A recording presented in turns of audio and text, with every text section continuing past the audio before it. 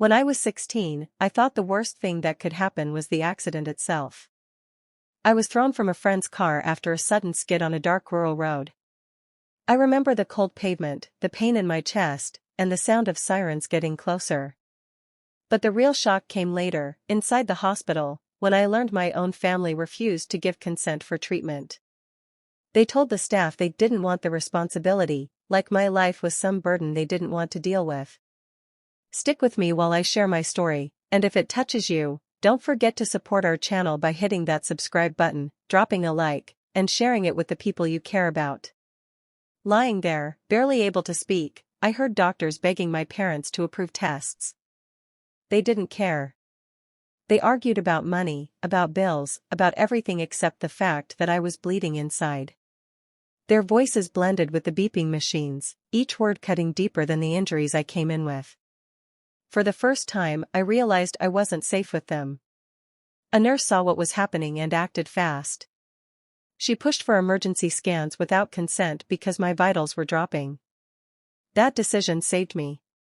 If she hadn't stepped in, I might not be here to tell this story. When the results came back, the doctor said the delay almost cost me my life. My parents didn't react. No fear. No guilt. Just annoyance that someone made a choice they didn't approve of. That moment broke something in me. I wasn't just hurt, I was abandoned by the people who were supposed to protect me. And it was only the beginning of everything that followed. Avonlea was 16 when her night shifted from ordinary to terrifying in one violent moment. She had accepted a ride home after a study session, sitting in the passenger seat while her friend talked about weekend plans. The road was narrow, the sky dim, and the air heavy with the smell of rain. Everything felt calm until the tires hit a patch of loose gravel. The car jerked sideways, sliding across the pavement with a sharp screech. Her friend tried to regain control, but the vehicle spun, struck a ditch, and lurched hard enough to throw Avon out onto the cold ground. The impact stole her breath. Pain shot through her arm, and warm blood soaked the dirt beneath her as she struggled to understand what had happened. Her head throbbed, vision blurred, and she felt this strange pressure deep in her side that made every tiny movement unbearable. Her friend stumbled out, shaking so badly she could barely stand. She dropped to her knees beside Avon, crying as she fumbled with her phone. Her voice cracked while she spoke to the emergency operator, trying to explain between sobs that her friend needed help fast. She kept repeating that she didn't know how bad the damage was, begging for someone to arrive quickly. Avon couldn't answer. She couldn't lift her arm or focus on anything except the pounding in her skull. The world seemed distant, muffled, fading in and out like a fading signal. She stared at the scattered glass glittering on the road, feeling her body grow heavier with each passing second. Siren echoes finally reached them, faint but growing louder. Avon tried to hold on, clinging to that sound, knowing it was the only thing standing between her and darkness closing in completely. Avon arrived at the hospital barely conscious, and the medical team moved quickly, trying to understand the full extent of her injuries. Once she was stabilized, the staff contacted her parents, hoping they would rush in with concern. Instead, Marlo and Jet Li walked in with tense faces and clipped voices, more bothered by the late hour than by the sight of their daughter lying bruised and weak on the bed. A nurse explained that Avon needed scans to check for internal damage. Her parents exchanged looks filled with impatience, not fear. Marlo folded her arms, saying Avon had always been dramatic about pain. Jet muttered that she was probably making it sound worse than it is, as if her condition was an inconvenience rather than an emergency. The staff tried again, outlining why immediate imaging was necessary, but the reaction didn't change. Marlo complained about the cost, insisting tests weren't needed. Jet repeated that she would recover on her own, brushing aside every warning the doctors offered. Their tone made it clear they didn't intend to sign anything. Avon watched them through a haze, noticing the way they kept glancing at the clock instead of at her. The beeping machines and rushed footsteps around her only highlighted the stillness of their concern. She waited for them to show even a hint of fear, a question about her condition, a hand on her shoulder, anything that showed they cared. Nothing came. Their refusal left a hollow feeling inside her, deeper than the physical pain. The doctors stood ready to help, but her own parents were the barrier. Lying there, Avon realized their presence brought no comfort, only a coldness that wrapped around her like another wound she couldn't escape. As Avon drifted in and out of awareness, fragments of her parents' conversation reached her. Their voices were low, almost conspiratorial, yet every word cut sharper than any physical pain she felt. Marlo and Jet weren't worried about her condition at all, they were arguing over money. She heard Marlo say something about the bills piling up and Jet responding that Riven's shop comes first. Her heart sank. Her brother, Riven, had always been the favorite, the one their attention and resources revolved around. And now, even in the middle of a crisis, they were thinking about his motorcycle plans while she lay bleeding and vulnerable. Every whispered phrase made her feel smaller, invisible in the room where her life hung in the balance. They debated what they could afford to spend, weighing her survival against some future business venture. Avon tried to move, to tell them she was listening, but her body refused to respond. That's when it hit her, this wasn't neglect by accident. This was deliberate. Their priorities weren't protection or love. She was just an obstacle, a financial inconvenience, and they made it clear she came last. The betrayal cut deeper than any fracture in her body. As she lay there, struggling to stay conscious, the realization settled in fully, her family's loyalty wasn't to her, it never had been. They were willing to gamble with her life for money and favors. In that cold ER room, Avon understood something vital. If she survived this, she couldn't rely on them ever again. She would have to find her own way, protect herself, and eventually, reclaim the life they tried to control. Sorrel James, one of the ER nurses, noticed Avon's shallow breathing and pale skin before anyone else did. There was something in the way her chest rose and fell, uneven, weak, that told Sorrel this wasn't just another minor injury. She watched the monitor spike and drop, sensing time was slipping fast. Despite hospital rules requiring parental approval for scans, Sorrel couldn't ignore what she saw. Her instincts screamed that waiting could be fatal. Quietly, she approached the attending physician and explained Avon's condition, insisting that the girl's vitals justified an immediate exception. The doctor hesitated, worried about protocol, but Sorrel's urgency and calm authority left no room for delay. She personally oversaw the preparations for the emergency imaging, ensuring the staff acted swiftly. Machines whirred, and Avon's fragile body was carefully positioned. Every second mattered, and Sorrel's focus never wavered. She whispered reassurances to Avon as best she could, even though the girl's eyes were barely open. Minutes stretched, each one feeling like an eternity, until the scans were complete. Sorrel stayed by her side, monitoring every sign, adjusting IVs, and keeping the environment calm. She refused to let the cold indifference of Avon's parents define the outcome. When the results came in, it was clear, the scans had revealed injuries that required immediate attention. Sorrel's quick thinking and willingness to bend rules had stopped the worst from happening. Without her intervention, Avon's story might have ended there. But because of Sorrel, a life overlooked by family found a chance to fight back, and the path toward survival, and eventual justice, had begun. The medical team gathered around the results, their faces grim as they explained what the scans revealed. Avon's body had suffered more than anyone had guessed, deep internal bleeding, multiple fractures, and a concussion serious enough to leave lasting effects if not treated immediately. Every detail they shared made it clear how close she had come to not surviving the night. The doctors turned to Marlo and Jet, outlining the urgency and the narrow margin between life and death. They spoke of minutes, of how critical it had been that emergency action was taken without delay. The hospital had acted to save her, bypassing parental approval because there was no other choice. Instead of gratitude or relief, Marlo's face tightened with irritation. Jet's hands trembled, but not with worry, they were clenched in frustration. Both seemed furious that decisions were made outside their control, their voices laced with blame toward the staff rather than concern for Avon's condition. Every word they spoke dismissed the seriousness of the injuries, focusing only on what they considered interference with their authority. Avon, lying in her hospital bed, felt a surge of disbelief. Her life had been almost lost, yet the people who were supposed to protect her were consumed by their own anger. The realization hit harder than any pain from her broken bones. She had survived, but the people around her were incapable of valuing that survival.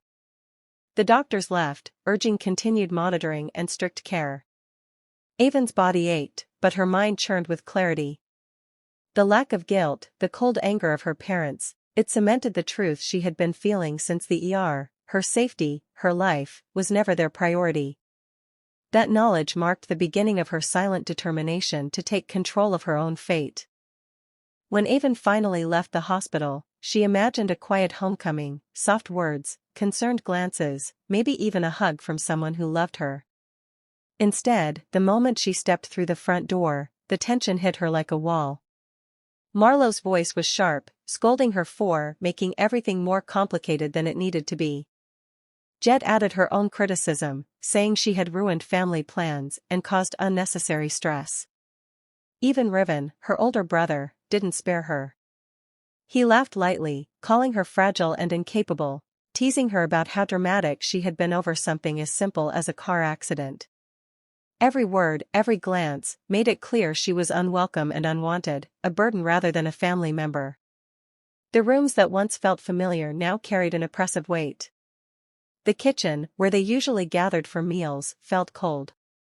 The living room, where laughter had once echoed, now held only silence and tension. Avon's presence seemed to irritate everyone around her. She tried to sit quietly, hoping to avoid further confrontation, but Marlowe and Jet continued to criticize her for small things, how she moved, how she spoke, even how she looked. Their words stung, making the bruises from the accident feel minor in comparison. Avon realized quickly that nothing at home had changed while she was away. The place that should have been safe had become hostile, emotionally unsafe. Every glance and every sentence reminded her that their care was conditional, and that love for her had never been real. She began to understand that the comfort she had hoped for would not come from them, she would have to find it elsewhere. Avon's days blended together in a quiet haze as she slowly regained strength. Confined to her bedroom, she learned to navigate pain, stiffness, and fatigue on her own. Every movement reminded her of the accident, each step forward a small victory against her body's limits. Sorrel, aware of Avon's isolation, continued to visit whenever possible. She brought simple meals, fresh blankets, and soft words of encouragement. Her presence became a lifeline, a reminder that someone outside her family cared without judgment. Sorrel never pressured her, never demanded gratitude, she simply offered steady support. Through these visits, Avon began to notice the small ways she could reclaim control. She started keeping a journal, noting improvements in strength and mobility. She practiced gentle exercises recommended by the doctors, each one a quiet rebellion against the helplessness her parents had assumed she would accept. Isolation forced her to rely on herself in ways she hadn't before. Simple tasks, making her bed, preparing a small meal, walking to the mailbox, felt monumental at first, but each success strengthened her confidence. Slowly, independence became not just a goal, but a necessity. The emotional scars lingered longer than the physical ones. Nights were the hardest, with memories of her parents' indifference echoing in her mind. Yet in that solitude, Avon discovered resilience she hadn't realized she possessed. She learned patience, persistence, and the quiet power of relying only on herself. By the time the months passed, Avon's body had healed significantly, but more importantly, her mind had grown stronger. She had learned to trust herself first, to value her own strength, and to recognize that real care could exist outside the walls of the home she had once called safe. One evening, while resting in her room, Avon caught fragments of a conversation drifting from the kitchen. Her parents' voices were low, but the words landed sharply. Marlowe complained that her medical care had drained funds meant for Riven's shop, and Jet agreed, muttering that Avon would have to earn it back once she turned 18. The idea hit her like a punch. After everything she had endured, after nearly dying and struggling to recover, they were treating her survival as a debt. Her body had been battered, her trust shattered, and now her very existence was framed as a burden she needed to repay. Avon felt a surge of anger and disbelief. The room, once a sanctuary, seemed suddenly small, oppressive. She replayed the memory of their laughter, their irritation, their lack of concern, and realized that nothing had changed. Their priorities remained the same: ribbon, money, convenience. She was invisible in their eyes except as a tool to be leveraged. Her emotions twisted between fear and determination. She understood that continuing to live under their roof meant surrendering her independence and dignity. Their expectations weren't support, they were chains. Every suggestion they made, every whispered plan about her repayment, fueled a clarity she hadn't felt before. That night, Avon made a quiet decision. She would not be trapped by their selfishness or manipulation. She would take control of her own future, work on her own terms, and claim a life they could never dictate. The breaking point was not dramatic, but it was absolute. She would no longer let them define her worth, and she would find a way to rise beyond the people who had abandoned her when she needed them most. When Avon turned 18, she quietly checked the small envelope she had been keeping hidden for years. Inside were the savings she had accumulated from tutoring, money Sorrel had encouraged her to save. It wasn't much, but it was enough to buy her freedom. One cold morning, before the first light touched the sky, she packed only the essentials: a few changes of clothes, her identification, school transcripts, and the envelope of money. She left her room as silently as she could, careful not to wake anyone. The house, so long filled with tension and judgment, was now just a building she no longer belonged in. She walked past her parents' bedroom, catching the faint sound of their breathing, and didn't pause. The hallway felt strange without their constant disapproval pressing in. Her chest tightened, but not with fear. This was relief, the first real taste of control she had ever felt. Avon slipped out the front door, the cool air biting her skin, and for the first time in years, she felt unchained. The streets were empty, the world still asleep, and yet she felt wide awake, ready to claim the life she had earned through quiet persistence and determination. Every step carried her further from the place that had tried to define her worth. She didn't look back at the windows of her old home, didn't allow herself a single glance. That night, the faint glow of dawn marked a new beginning. Avon had chosen herself. For the first time, her path was entirely her own, free from the selfish hands that had tried to hold her down for so long. Avon settled into a modest apartment in a town far from the shadow of her old life. The space was small, but it was hers, and every corner reminded her that she had made this choice on her own. Days blended into routines of work and study, each task a step toward independence. She found part-time jobs wherever she could: cafes, bookstores, and tutoring younger students, anything that helped her cover rent and tuition. The hours were long, the work often exhausting, but Avon welcomed it. Every paycheck was proof that she could survive without relying on anyone who had once neglected her. At community college, she struggled at first, learning to navigate new schedules, assignments, and social dynamics. Slowly, she began to find her rhythm, gaining confidence in her abilities and discovering strengths she had never needed before. Her dedication caught the attention of Dean Harwood, a local philanthropist who had founded a scholarship program for young adults with challenging backgrounds. He approached her one afternoon after class, noting her commitment and resilience. With his support, Avon received a scholarship that eased her financial burden and opened doors she had only dreamed about. The recognition and assistance weren't just practical, they were validating. Avon felt herself growing stronger, not just physically and mentally, but emotionally. Each achievement, each small success, was a reclamation of the self her parents had tried to undermine.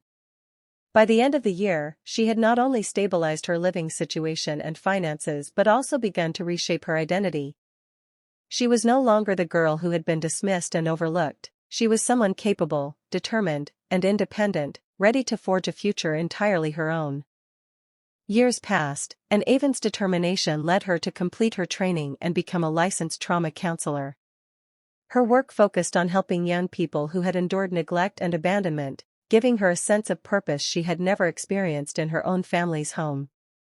As part of her certification, she was required to submit detailed personal records, including statements about her own experiences with medical neglect and parental indifference.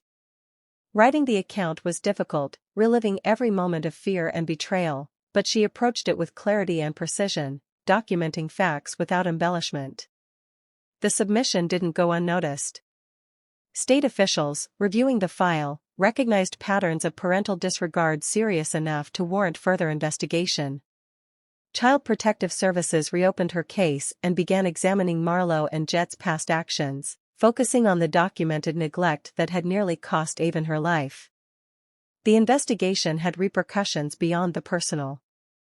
Marlowe and Jet's financial credibility suffered as a result, complicating loan applications and business dealings, including Riven's plans to expand his motorcycle shop. Their previously unchecked authority and influence started to crumble under the weight of accountability. Avon never sought revenge through confrontation or drama. She let the system respond to the evidence she had meticulously recorded, ensuring that justice followed quietly but firmly. Each report filed, each document submitted, became a silent statement of her resilience and self-determination. Through her actions, she demonstrated that reclaiming one's life didn't require anger or violence, it required clarity, persistence, and the courage to use truth as power. The neglect that had once trapped her became the very tool that reshaped the lives of those who had caused her suffering. Avon's life had finally settled into a rhythm of calm and purpose. She surrounded herself with colleagues, friends, and mentors who valued her, listened to her, and treated her with the respect she had always deserved. For the first time, her home and work became places of genuine safety and encouragement. Occasionally, messages and calls came from her parents, now facing the fallout from the investigation and its consequences. But Avon didn't respond. She understood that reconciliation wasn't necessary for her peace, and that those who had once ignored her needs had forfeited any claim to her attention. Their regret, if it existed, didn't alter the life she had painstakingly built. She reflected on the journey that had brought her here, the accident, the betrayal, the months of isolation, and the long climb toward independence. Each hardship had forged her resilience, sharpened her judgment, and taught her the value of self-reliance. She recognized that her strength came not from revenge in the dramatic sense, but from reclaiming control over her own path. Avon's revenge had been quiet, almost invisible, yet profoundly effective. By living well, building a life defined by compassion and competence, and allowing accountability to fall naturally on those who had wronged her, she had reshaped the world around her. She was no longer defined by the neglect she endured, instead, her identity was rooted in freedom, choice, and dignity. As she settled into each new day, Avon felt a steady sense of satisfaction. Love, support, and respect surrounded her now, not because she demanded it, but because she had created conditions where only genuine care could exist. Her past no longer dictated her future, and in that truth lay her deepest triumph.